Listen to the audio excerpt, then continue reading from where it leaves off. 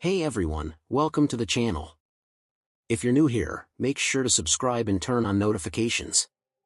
Today we're diving into 10 unsolved mysteries, each one more disturbing than the last.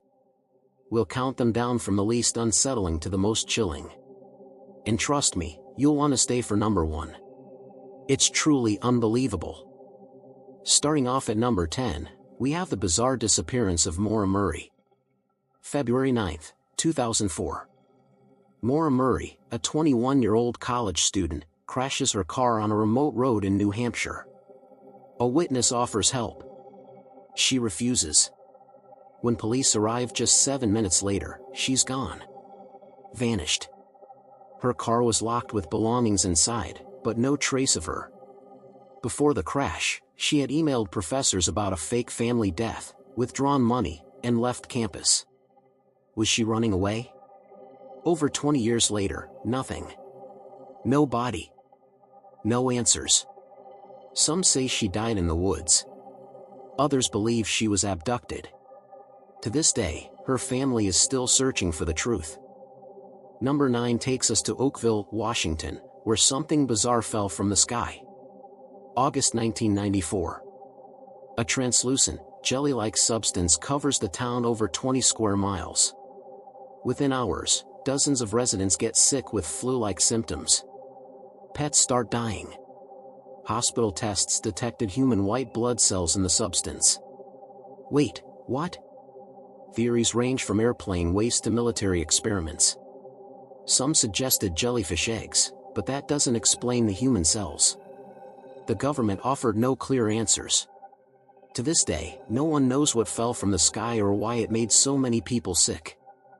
At number 8, we have one of the most legendary unsolved crimes in American history, D.B. Cooper. November 24, 1971. Thanksgiving Eve. A man in a business suit buys a plane ticket under the name Dan Cooper. Mid-flight, he hands a note to the flight attendant claiming he has a bomb. His demands? $200,000 and 4 parachutes. Authorities comply. Passengers are released. The plane takes off again. Somewhere over the Pacific Northwest forests, during a storm, Cooper opens the rear door of the Boeing 727 and jumps into the darkness. He's never seen again. Despite one of the longest FBI investigations in history and thousands of leads, only some ransom money was ever found in 1980. Who was D.B. Cooper? Did he survive? We still don't know. And honestly, we probably never will. Number 7 is the haunting case of Cynthia Anderson. August 4, 1981. Toledo, Ohio. Cynthia Anderson, a 20-year-old secretary, leaves for lunch and never returns. Police search her apartment. Everything seems normal except one chilling detail. On her nightstand is a book, open to the last page. The story ends with the protagonist being kidnapped. At her workplace, someone left a note, "Do not disturb." Witnesses saw Cynthia getting into a car willingly, but the driver was never identified. Theories include abduction, a secret relationship, or a staged disappearance. Her family insists she was happy with plans for the future. Over 40 years later, not a single concrete lead. That open book still haunts investigators. At number 6, we have the impossible disappearance of Brian Schaefer. March 31, 2006. Columbus, Ohio. Brian Schaefer, a 27-year-old med student, celebrates spring break at the Ugly Tuna Saloon bar. Security cameras capture him entering at 9 p.m. He's seen talking and drinking throughout the night. Around 2 a.m., he's filmed near the entrance. Then nothing. He's never seen leaving.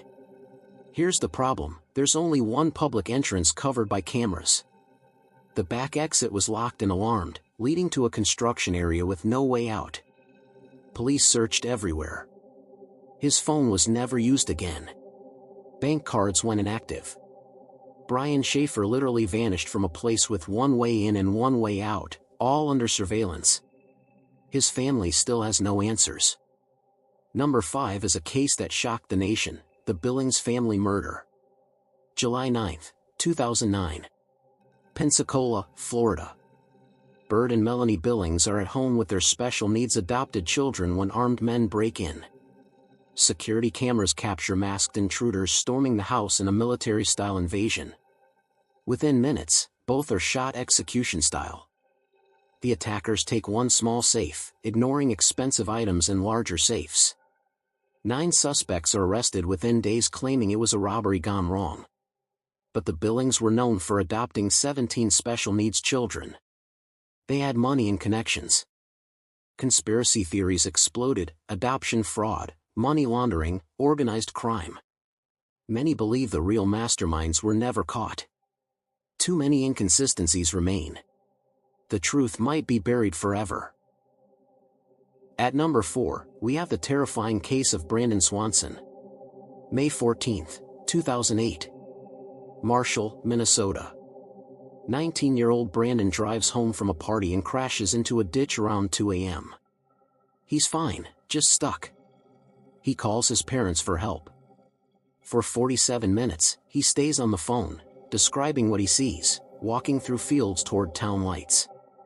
He's calm, talking, giving directions. Then suddenly, Brandon says, "Oh shit." The line goes dead. He's never heard from again. Massive searches with helicopters, dogs, and volunteers found nothing. The area was flat farmland with no cliffs or deep water. What happened in that split second? How can someone disappear while talking on the phone?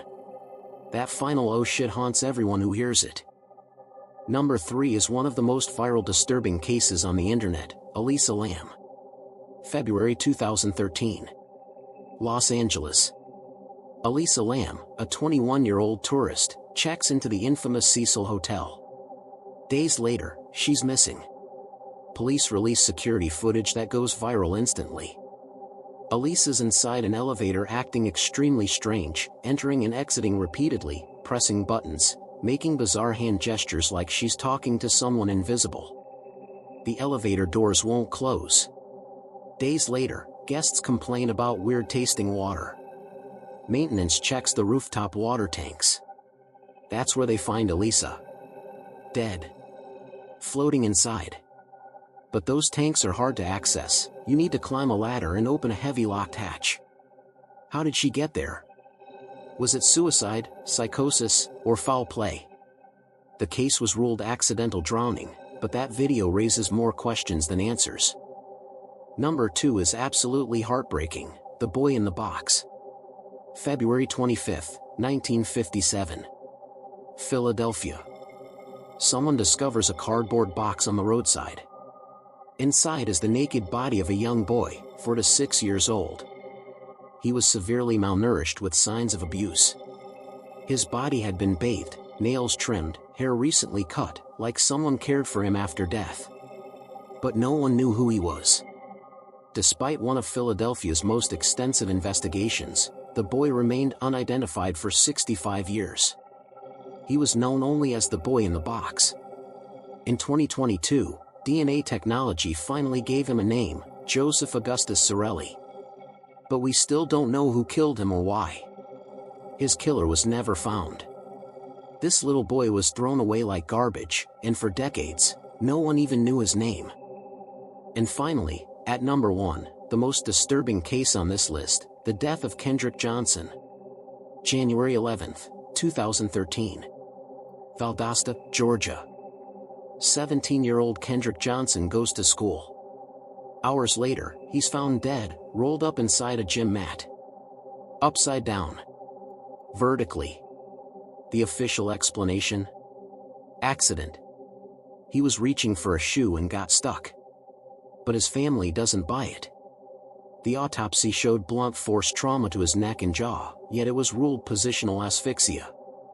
When the family ordered an independent autopsy, they discovered his organs were missing, replaced with newspaper. Surveillance footage from the school had gaps. Key moments were missing. Witnesses saw Kendrick with other students before his death, but they were never properly investigated. The case sparked national outrage about racial injustice and cover-ups.